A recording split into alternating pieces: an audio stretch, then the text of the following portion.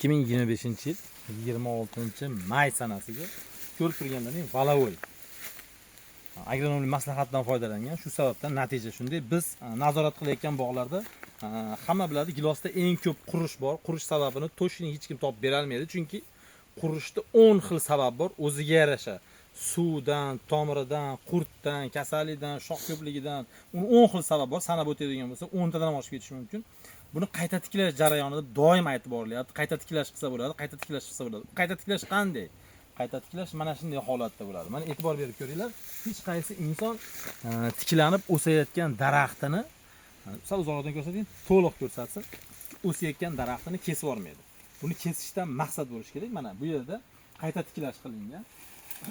Nazorat qilish uchun kelganmiz. Mana shoxlarini hozir kerakligini hokazalanadi. Keraksizlari olib tashlab, shoxlar buyruqqa bo'ysunishi uchun hozirgi holatda bularni qaytarib qo'yamiz do'stlar. Mana bu kesilgan, qayta tiklanish qilingan. Maqsad daraxtni ketkizmagan joy holatda, o'rnida turgan joyda boshqatdan yana mevaga o'tkazish.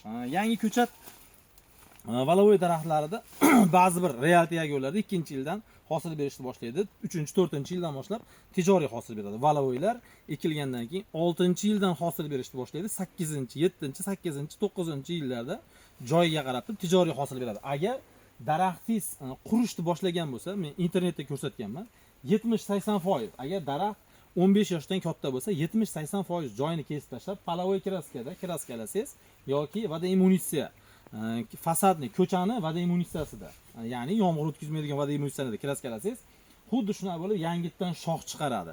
Bu 70% shox chiqaradi, 30% qurib qoladi. Lekin agar bu shox chiqarsa, mana shu shoxlar 4-yildan xizmat qilishni boshlaydi, ishlashni boshlaydi. 4-yildan tijoriy hosil berishni boshlaydi, 3-yildan nishona ko'rsatadi. Chunki daraxt katta, baquvvat, nishonalar yangi. Shuni hisobiga bular tez rivojlanib, tez meva kelib ketadi. Sizlarga ham xuddi shunaqa holatda ish olib borishlaringizni maslahat beraman.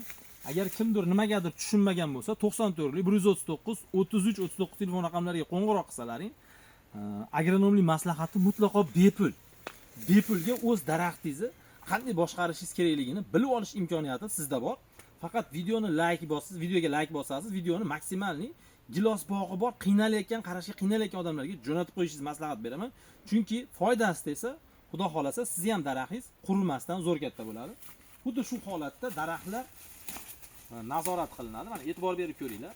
Bu qayta tiklanishga kesilgan daraxt, yangi novdalar bergan. Bu ko'karib ketishi mumkin bo'lgan, ko'karish darajasi 90% da bo'lgan daraxt bo'lganligi uchun mana holat xuddi mana shu holatda mana shoxlar yetarli darajada qo'yildi. Agar mana shoxlarni kattalashtirib bir qator kesiladigan bo'lsa, siz bilan biz kutgan natijani 4-5-yildan boshlab xuddi mana shu holatda hosil berish imkoniyatiga ega bo'ladi.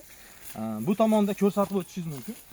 Bu jarayon bundan 4 yil, 5 yil oldin qilingan va natija ana teparoqdan ko'rsating, yaqinlashtirib.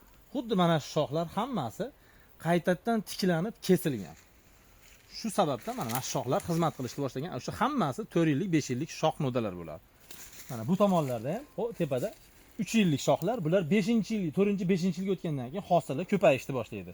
Do'stlar, videoga bittadan like bosamiz, giloslarga ham обязательно like bosamiz, chunki hozirgi kunda mevachilik sanoatida eng trendda bo'layotgan meva turi bu gilos bo'lyapti.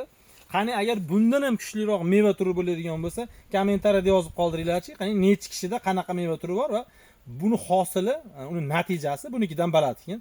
Kutib qolaman. Bizni kuzatishda davom etasizlar do'stlar. Giloslarga baho berasizlar.